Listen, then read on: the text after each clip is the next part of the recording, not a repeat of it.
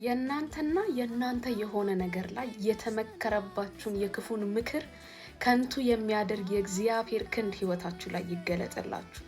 በሁለተኛ ሳሙኤል መጽሐፍ ምዕራፍ 15 ላይ የእግዚአብሔር ቃል ሲናገር ዳዊት በህይወቱ በጣም ከባድ የሆነ ቻሌንጅ ፌስ እንዳደረገ ይነግረናል። በዚህን ወቅት የገዛ ልጁ አቤሴሎም የአባቱን ዙፋን በክፉ በመመኘት በአመጽ እንደተነሳበት የእግዚአብሔር ቃል ይነግረናል። በዚህን ወቅት ላይ አኪጦፌል የተባለ ምክሩ እንደ እግዚአብሔር ምክር የሆነ በጣም የሚሰማ በጣም የሚደመጥ ሰው አቤሴሎምን መከረው ብሎ ይናገራል። ምን ብሎ መከረው? አባት በቤተ መንግስት ትቷቸው የሄደውን ቁባቶች ሰዎች እያዩ በአደባባይ ሄደህ አብረሃቸው ተኛ። በዚህ ጊዜ አባት ምን ያህል በእርሱ ላይ በቂም እንደተነሳ በአመጽ እንደተነሳ ይገባዋል ብሎ መከረው ይላል። ይህንን የሰሙ የዳዊት ወዳጆች ደግሞ በሱ ላይ የተመከረበትን ምክር ለዳዊት ነገሩት ይላል። ዳዊት በዚህን ወቅት ተንበርክኮ በእግዚአብሔር ፊት ጸለየ። ይህንን ምክራቸውን ከንቱ አድርግልኝ ብሎ በአምላኩ ፊት ጸለየ ብሎ የእግዚአብሔር ቃል ይነግረናል።